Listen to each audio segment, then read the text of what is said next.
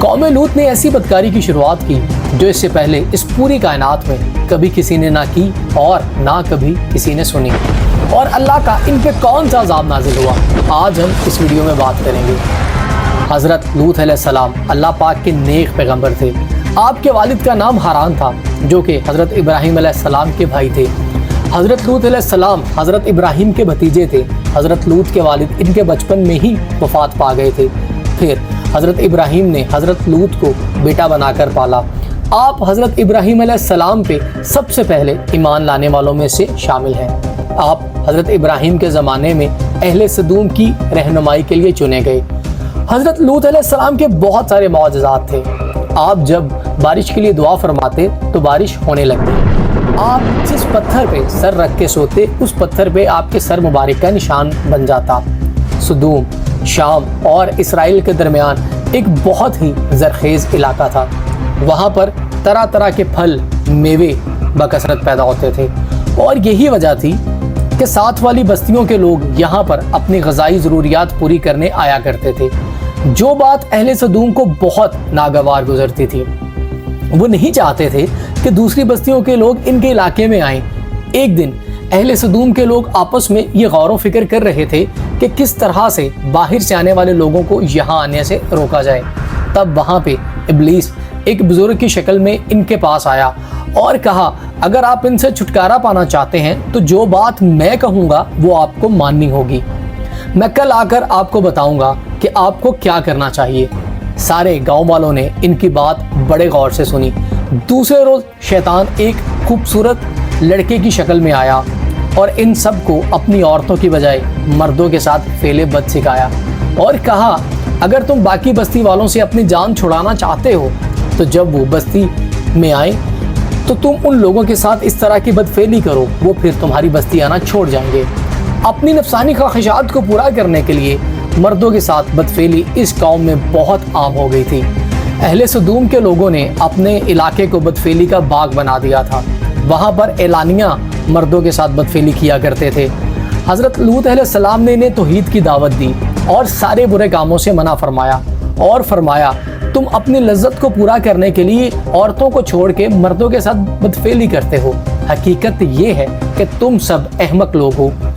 آپ ان کو اللہ کے عذاب سے ڈرایا کرتے تھے، مگر ان کو آپ کا سمجھانا برا لگنا شروع ہو گیا، تو انہوں نے آپ سے کہا کہ اگر آپ نے ہمیں سمجھانا نہ چھوڑا تو ہم آپ کو اس بستی سے نکال دیں گے۔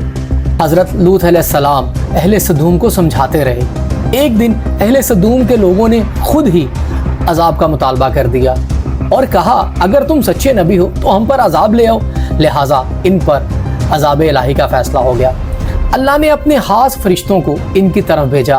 دراصل یہ فرشتے حضرت جبرائیل، حضرت میکائیل اور حضرت اسرافیل تھے، جو کہ 9 عمر لڑکوں کے بھیس میں بدل کر آئے تھے۔ جب فرشتے حضرت لوط علیہ السلام کے گھر پہنچے تو حضرت لوط نے انہیں جب دیکھا تو بہت گھبرا گئے۔ قوم لوط کے لوگ کیا سوچیں گے کہ یہ 9 عمر نوجوان لڑکے ان کے گھر میں کیا کر رہے ہیں۔ حضرت لوط علیہ السلام کی بیوی جس کا نام وائلہ تھا، وہ کہ اب ایمان نہ لائی تھی اور وہ منافقوں میں تھی، وہ بھاگ کر اہل سدوم کے لوگوں کے پاس گئی اور کہا کہ حضرت لوط کے گھر نوجوان لڑکے مہمان ٹھہرے ہیں۔ یہ بات سن کر اہل سدوم کے لوگ بھاگتے بھاگتے حضرت لوط کے گھر آئے۔ حضرت لوط علیہ السلام نے انہیں کہا کہ تم اللہ کے عذاب سے ڈرو، قوم کی لڑکیاں تم پہ حلال ہیں، تم میرے مہمانوں کے سامنے مجھے شرمندہ مت کرو۔ جس پر اہل سدوم کے لوگوں نے کہا کہ آپ جانتے ہیں کہ ہمیں کیا چاہیے۔ حضرت لوط نے فرشتوں کو جو کہ 9 عمر لڑکوں کے بھیس میں بدل کر آئے تھے ان کو ایک کمرے میں چھپا دیا اور گھبرا گئے، کیونکہ اہل سدوم کے لوگ ان کی چھتوں پہ چڑھنا شروع ہو گئے تھے اور ان سے ان لڑکوں کا مطالبہ کرنے لگے۔ یہ سارا منظر فرشتے دیکھ رہے تھے۔ جب فرشتوں نے حضرت لوط علیہ السلام کی بے بسی دیکھی تو حقیقت سے پردہ اٹھایا اور فرمایا، اے لوط، ہم اللہ کی طرف سے بھیجے ہوئے فرشتے ہیں جو کہ تمہاری مدد کو آئے ہیں۔ تم ایسا کرو کہ اپنے خاندان کو لے کر یہاں سے نکل جاؤ، ابھی کچھ رات باقی ہے، اور پیچھے مڑ کے مت دیکھنا، یہ لوگ کبھی بھی تم تک نہیں پہنچ پائیں گے۔ لہٰذا حضرت جبرائیل علیہ السلام گھر سے باہر آئے اور اپنے ایک پر کا کونا ان کو مارا، جن سے ان کی آنکھوں کے ڈیلے باہر آ گئے۔ یہ خاص عذاب ان سب کے لیے تھا جو اس گھر میں بدنیتی کی وجہ سے آئے تھے۔ حضرت لوط علیہ السلام اپنے گھر والوں کو لے کر بستی سے باہر جانے لگے۔ ان کے ساتھ ان کی بیوی بھی تھی۔ کچھ دور جا کر ان کی بیوی نے ان سے ہاتھ چھڑا کر واپس اپنی بستی کی طرف بھاگی اور جہنم حاصل ہو گئی۔ صبح کا آغاز ہوا تو حضرت جبرائیل علیہ السلام اللہ کے حکم سے اس بستی کو اپنے پر سے اٹھاڑا اور بازو کے آسمان پر لے گئے۔ پھر اس کے بعد اس بستی کو زمین پر پٹک دیا اور پتھروں کی بارش ہونے لگی۔ ہر پتھر پہ مرنے والے کا نام لکھا ہوا تھا۔ صبح سے شروع ہونے والا عذاب نے شراق تک اس بستی کو نصف و نابود کر دیا تھا۔